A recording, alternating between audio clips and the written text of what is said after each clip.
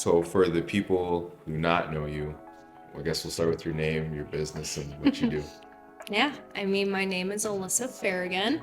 I own ToDyeForHairStudio. I do hair here and run a boutique. You do it all. You do it all. So what? Somebody coming in here, what can they? What services can they get? What basically like what can they do when somebody walks in here? Because I know it's more than just get their hair done. Yeah, I feel like, we're definitely a one-stop shop type place. We do anything from hair, so hair coloring, hair texture adding, hair cuts. We have a nail technician here. We have an esthetician here who specializes in facials, waxing, all of that. Plus, we have the boutique here, which offers clothes to jewelry to accessories. So yeah, I'd say you can come in here looking to get pretty much anything done. Exactly. So what I guess got you originally into hairstyling, and at what moment did you realize that it's something you wanted to do full time?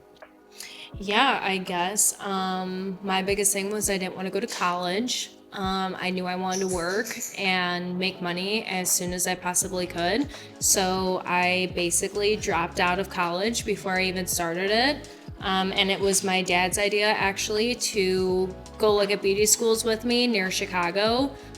So we found one. I went with the first beauty school I looked at, started instantly, did it for about 6 months, and decided it was just what I wanted to do with my life.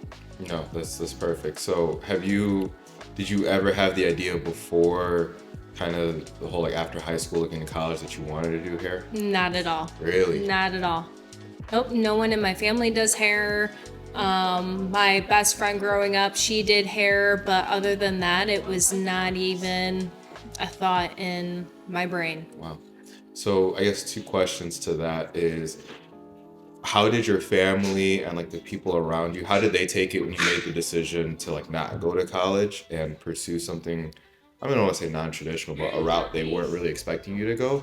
And also in addition to that is when you've been a hairstylist a lot longer than the shop's been open, what gave you the confidence when you were a hairstylist where you thought I can do this on my own?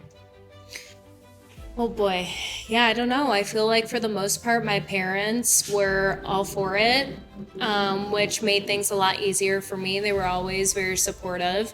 And then as far as leaving the salon world and wanting to do my own thing, open up my own salon, I would say I just was craving the freedom. I had gone from salon to salon. I worked downtown Chicago on Michigan Avenue for a couple years. I worked then in Oak Brook, realized city life wasn't for me, so I started to move closer and closer to DeKalb.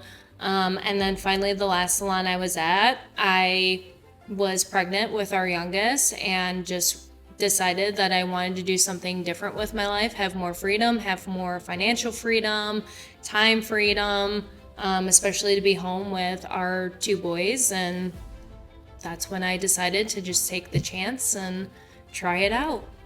No, and I definitely commend you for that because me personally, and even Joe and Josh, well, not Josh, but me and Joe at least, we're single guys, and really, not selfishly, but we kind of just have to look out for ourselves. Yeah. And you having a family, one on the way, there's a lot more mouths to feed, a lot more people who are dependent on you. You said your family was there and supported you. Now, even though you had all that support and everything, what was the process like? Was it as easy as you thought it would be? Oh, it was terrible. Absolutely terrible. I remember crying almost every single night, to my husband especially. I'm like, I'm so stupid. I don't know why I did this. This is way too much. It costs way too much money. Nothing is going the way I wanted it to.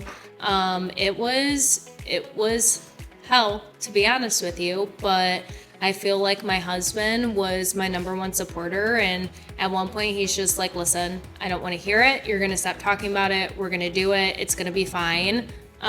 Just stay out of your head. And the longer we talked about it and went through it, the more other business owners I talked to, the more books I read, kind of calmed me a little bit. There's still times now where I'm like, wow, I will, if I could close the salon tomorrow and walk away, I would. But then I'm like, nope, because then everything I did, everything I went through, the struggles would have been for nothing. So it was hard, but it was worth it.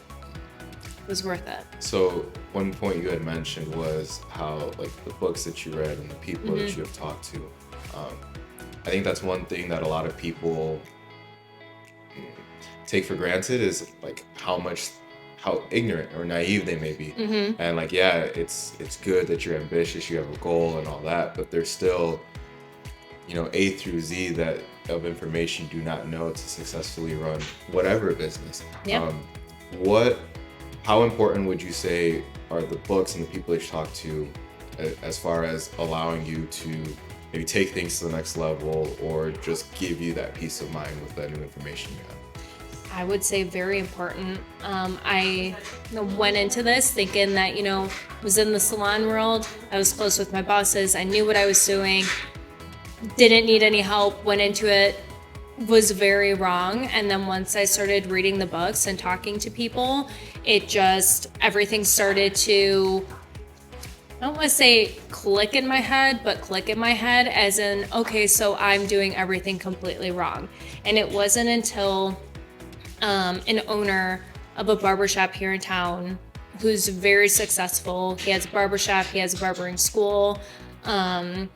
I was on the phone with him one night and I was like, I can't do this. I want to walk away. I don't know what I'm doing. I feel like I'm losing money. I don't know what bills to pay, what bills to not pay, to stay ahead of this thing. And I just remember him laughing at me through the phone and was like, Alyssa, if it was easy, not everyone would do it. We were there. I was there. I failed hundreds times over and over. And here I am, you're doing the right thing. Keep asking people, get all the different opinions, and just keep going with it until you can't. And that's what I did. So is that perseverance? Yes. I got you. No, that's definitely big. You've gotten to the point that you're at right now. Would you say that your growing and learning has stopped, or do you feel like now that you're at this point, you're kind of doubling down on it and trying to grow even more? I would say doubling down. Absolutely. There's times where I tell people, oh yeah, we're doing this. And they're like, okay, but what about this? Oh, I have no idea. Didn't even think about it, but we'll figure it out as we go. So it's definitely still a learning experience for sure. Yes. For people who are maybe watching, you you have the hair salon and you touched on some books. Like, what are some books that you've read and maybe some of the lessons you've learned from them that you've been able to apply here to the business? I would say that, oh boy, you're putting me on the spot now. A lot of the books that I read were catered more towards business owning, small shops, people who opened up. There was one book about someone who opened up a flower shop, what that looked like, coming from a town where they didn't know anyone, they didn't know how to get it out there. And I would say for the most part, what I've taken from the books I've read was, even if your name is the only name on the business, it's not just about you. It's other people who are involved, like my marketing team, my brand creators, my husband. There's other players in the game too. And it's just a simple fact that you don't know everything. You're not going to know everything. You can't read other people's heads, especially when you're in the business. You and I could be sitting here talking about the same thing. We leave and we were not on the same page whatsoever. And it's just being vulnerable was the biggest thing I had to take from it, which is definitely not me at all. I always was, I know what I'm doing. I don't need your opinion. And I would say taking that wall down and being vulnerable was the biggest thing that I took from almost every single book that I read. Yes. No, that's something that has personally helped us within the business, but has also at least helped me in other areas of life, is being vulnerable and honest and transparent. Mm-hmm. And even though it's uncomfortable, kind of opening yourself up and exposing yourself in that way, it's some people, will how do I say, not respect you for it, or like you almost regret doing it. Mm-hmm. But most of the time you see people are there for you and have your back. Absolutely. So you had mentioned you are the type where it's like, I can do it, I got it. How would you say that having that mindset was holding you back? And now, how do you feel that you do have these people on your side and on your team, whether it's marketing or your family or the other people you have here at the shop? Yeah, I would say what was holding me back, I guess I don't really have an answer to that question. Scared, I guess you could say, but scared of what? I don't know, I guess failing. I didn't want to go out, do all of this, tell everyone that I knew what I was doing, try proving myself to my parents, my family, my kids, and failing, I guess you could say.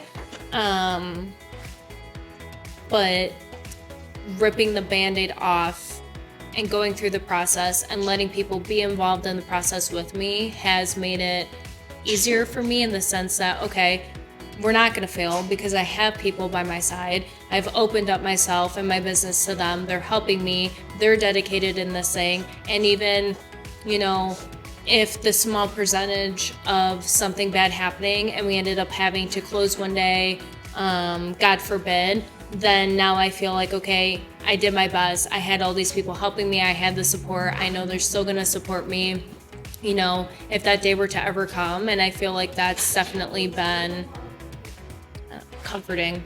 So what are some sacrifices that you've had to make, and how did you come to realize that's what you had to do?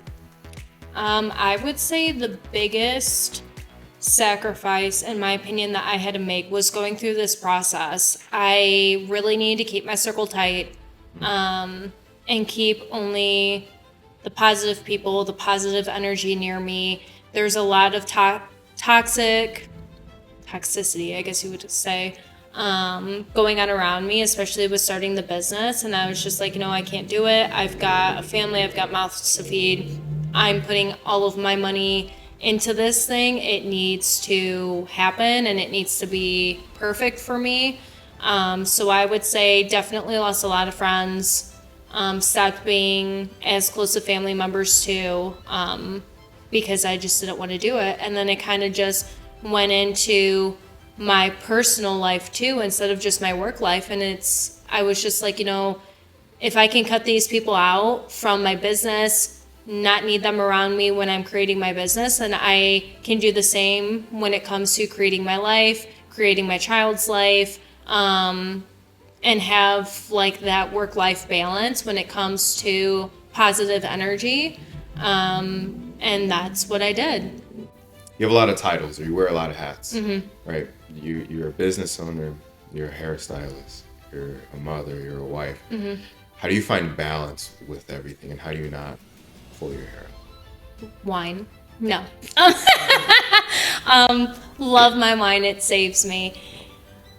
I truly, I don't know. I guess it just comes down to trying to focus on what's more important in life, what's more important to me. Obviously, this business is like my third child now. A lot of my time and energy goes into it, but then also remembering, why I branched out on my own and wanted to work for myself in the beginning was so that I can afford to be home more with my family, so I can afford to take my kids on vacations and go on trips with my husband and be with them more. Obviously, the more successful I make this business, the more successful I become, the more I have freedom-wise to be home with my family, and that's what is the most important to me. So when it comes down to days where I'm like, oh, I don't want to talk to anyone, I don't want to go to work today, I just want to stay home, or days where, I don't know, like last week, it was absolutely chaotic in here. Everything I felt like wasn't going right. I just wanted to walk away from it, go home, not think about it for the day. And then I just think of my family and no, because if I walk away, if I don't go into work today, if I have a shitty attitude and it just makes the day worse, then, that's less time now I get to take off to be with my family, or, be happy around my kids, or show my 2-year-old that, hey, you can have it all as long as you work for it. So I would say that's, yeah. No, it is a lot. No, especially going through and explaining it. It definitely is a lot. Are there times that you see or you notice that a bad day or anything like that is affecting like your other areas of life? Oh, absolutely. All the time. Living right down the street doesn't help, but there's plenty of times where I have a bad day here. Something doesn't go right, or something didn't go as I had planned. I go home, I'm pissed off, I don't want to talk to anyone, I'm in a bad mood. And it definitely takes some attitude adjusting and maturing for sure.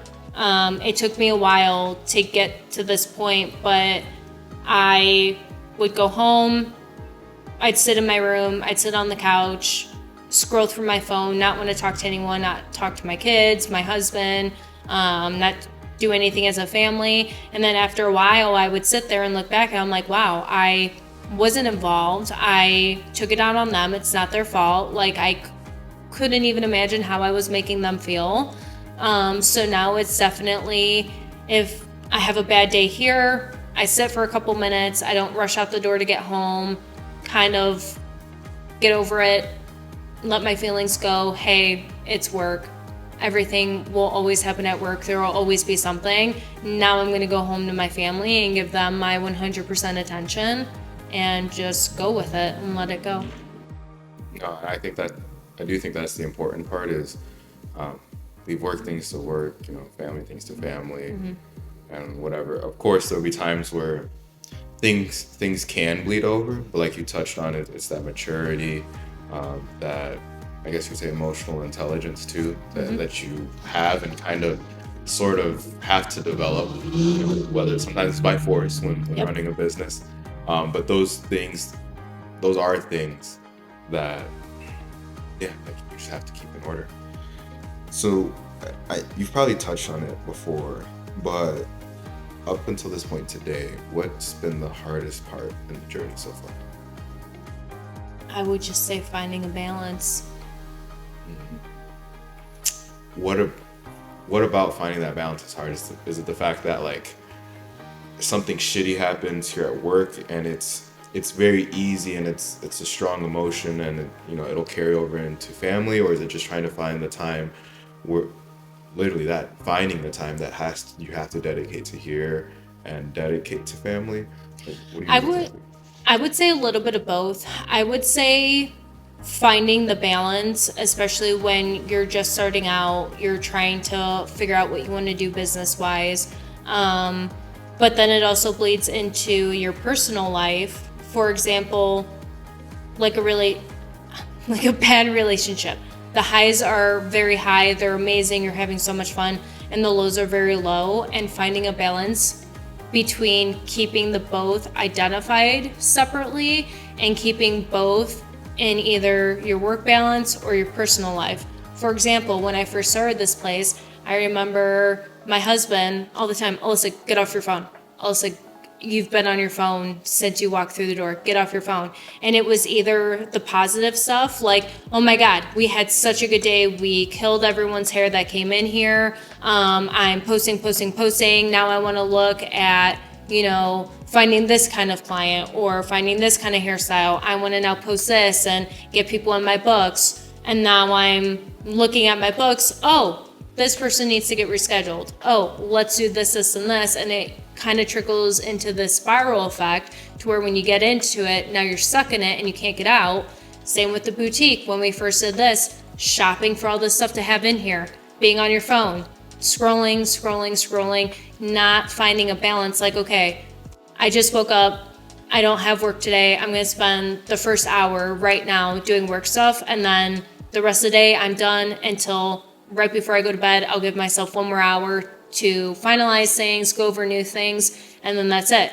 Same thing at work. Okay, I walk through the door, I'm at work, phone goes away. I don't want anything from my personal life affecting me and my relationship with my client. And that's all positive stuff, but it also in a bad way. You get pissed off at work, now you're going home pissed off. You need to be able to find the balance to know when to take a step back and realize that everything's going to be okay. You don't have to be in it 24 hours out of the day, whether it's good or bad. Gotcha. And that's, I guess, yeah, with both things, it can be hard to get caught up in it. Something shitty happens, you're going to dwell on it. Something good happens, you're going to want to dwell on it. So it is, yeah, like you had mentioned, dedicating proper time to it and then just having the discipline, like, hey, when time's up, time's up. Yep. But the opposite of that, what has been either your best part, your favorite part, and what do you look forward to most? I would say they all kind of correspond in with each other in the sense that my favorite thing is just having the freedom. And I feel like having the freedom to make my own hours, do what I want to do, specialize in one specific thing, or like the boutique, adding in a boutique, all things I want to do, just help give me the freedom to be able to do it. So I feel like just knowing that I can pretty much do whatever I want to do in a positive way to keep my business going, have positive impacts, and then have positive impacts on my family is why I'm still doing it. Those moments you can have of freedom make it worth it too. Absolutely. So for the people who are listening, or even to Alyssa a year and a half ago, what would you tell them? I would say do it. I sound like Nike. Honestly, just do it. I know it's scared. I know there's a lot of things that's probably going against you, which is why you haven't done it already. When it comes to, okay, gonna do it. How am I also gonna afford my bills? You figure it out. You try to make a plan, you stress about it, you don't do it. Plan's always going to change. So that would be my biggest advice is don't be scared. Just do it because you're never going to know unless you do. So. Bye. Thank you, Alyssa. Thank you. Gotcha.